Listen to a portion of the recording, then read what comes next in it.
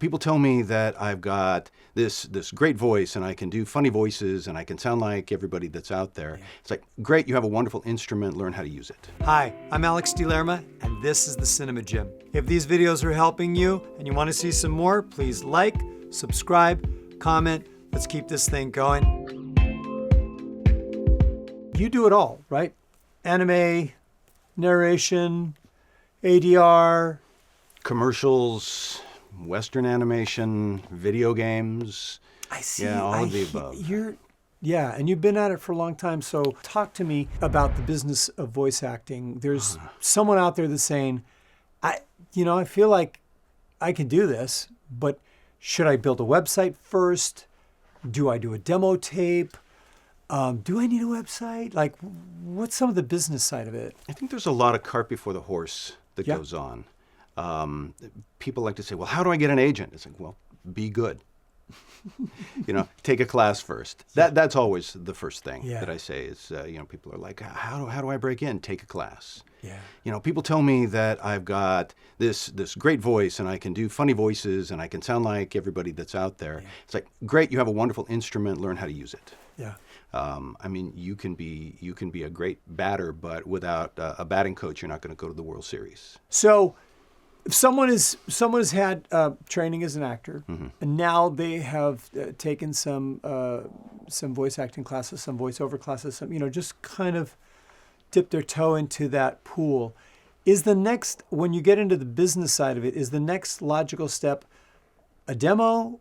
Is it a website? Where do we go now? You've been training, you've got a coach. Where do you go from there? Demos are good. Demos on websites are really good. Mm-hmm. I like websites with demos on them because they're easier to send. You don't have to send it as an attachment. So it's a hyperlink. Sorry for interrupting. No, a hyperlink to the website. Yeah. And then so the website is also necessary? I don't know if it's necessary, but it's nice to have. It's nice to have something online that represents you. It's good to have an online presence. Too, exactly. Right? Yeah. Exactly. You can have links to your IMDb or an actual physical resume. I like having my demos on a website because a lot of times people don't like to open attachments. People are attachment phobic in this modern society. Not just commitment phobic, but attachment phobic. I am that too. Yeah, okay. I'll see you at the meetings. But with a website, there tends to be less of that phobia, I find. Easier to send. You don't have to worry about the size of a file and that sort of thing. Right. Because what you're trying to do at that point is make it as easy for someone to open your demo as possible and to listen to it. And if there's one less click, then great. The fewer the clicks, the better. If you can send, the link in an email and they read it and they go, oh, one click, boom, and it opens and it starts playing, and then it keeps their interest, then you've checked all the boxes. You're right. The just sending an audio file, or that it's all of it, right? And the production value of a website and how it legitimizes you because you can see the time, attention, and detail into all of it. Yes, exactly. Then boom, you've knocked it out of the park. Now, in terms of all the ancillary, and I don't know if that's the correct term to use, there's these other things that are happening for voice actors. I see you and Karen Strassman everywhere. You're doing these conventions. And I'm sorry, I'm not really an anime guy, and I see these. What are the Funkos? Funko Pops, yeah. Funko Pops. Right. Yeah. And you're appearing here and you're appearing there, and I'm like, they're everywhere. Is that a contractual obligation, or is it a promotional? Is it an extra stream of revenue, or a little bit of all of it? It's not contractual. Mm-hmm. It is definitely an extra stream of revenue. Mm-hmm. It's an additional way to get out into the world and to meet the people who actually listen to the work that we do, which is wonderful because, as you know, most of our voiceover work is done solitary in a padded room, right, like the other crazy people. Right. Yeah, no. Yeah, I know. Padded room is I where know. you belong, Chris. Yeah, it's not. Thank you for untying the straitjacket. I appreciate that. You're Yes. very trusting. You're welcome. Yeah, I won't let you down. And what it has proven to be, because there are no residuals for anime and there are no residuals for video games, and so if we have a Funko Pop made of one of our characters, or I should say, if Funko makes a pop of one of our characters, because we certainly don't have any say in it, then that gives us the opportunity to go out and have a little bit of revenue coming back in That's great. years later. Yeah. In arenas that, like I said, have no residuals. Unlike doing commercials, there's that mailbox money that keeps coming in. If you do ADR and looping for I mean, it used to, it right, diminishes. Angelica? It's not not quite the way it used to be. But a little bit of mailbox money that comes in. So this is what it becomes for us. That's Plus, nice. The plus side is, for me, going to conventions, it is meeting the people who watch and enjoy the work that we do, because without them, there's no us. Talk a little bit about the lack of residuals. Has that always been true for that? Or is that a more recent thing when the two unions merged? That's pretty much always been the case. In fact, For video? yeah, For video games? the situation is better now than it used to be, and especially with anime, because I would say over the last 10 years, most anime projects, at least here in California, have gone union.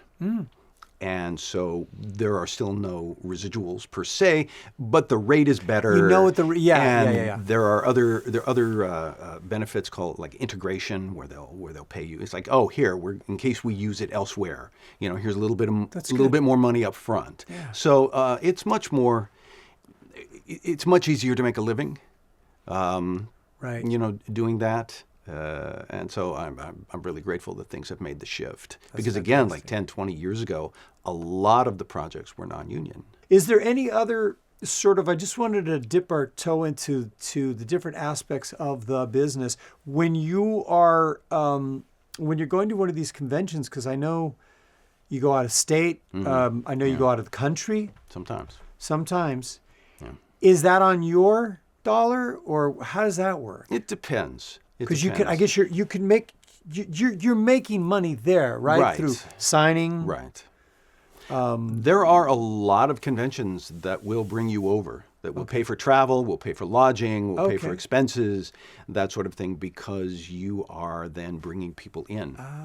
Your presence and your name on the poster brings people in who might not otherwise come in. So it's worth it. That's great. It's worth it to them to bring you over. Stepping outside of anime for a minute, I'm trying to think of the there's always a backdoor. Yeah. Always. Yeah. And they'll find that backdoor and close it or discourage it, but then you can find another one. And I feel like in the entertainment industry, that's very, very true. Yeah. Everything I did was always a backdoor. Sure. Always. Sure. Radio, acting. Right. Even teaching film studies at UCLA, starting my own studio. It all was, how can I... Well, I personally think that's the smart way to do it, because otherwise you're just sort of taking the shotgun approach, and you're scattershotting yourself out there. Explain that. With 400,000 other people who want to do the same thing. Yeah. That playing by those rules is very slow. It is, and unlikely, and the competition is fierce, and even getting your demo listened to is less likely, because there are so many other people. And let's say there's 4,000 submissions, and the person sits down to listen to them. By the time they get to 40, they're going to be like, I can't do this. I'm just going to pick from this first 40. Right. So how do you arrange to get into that first 40? Well, I mean, the way you do it is by establishing relationships and doing things the unconventional way. Now, I mean, always do it respectfully, and don't cross anybody's boundaries. But it is really, they say it's who you know. It is who you know, but it's who you know, who likes you, and who wants to work with you. Yeah. Are you a value add? Yeah. And keep preparing because luck is when opportunity and preparation meet. Exactly. So keep preparing. Exactly. Just to wrap it up, I want to give you one more, ADR.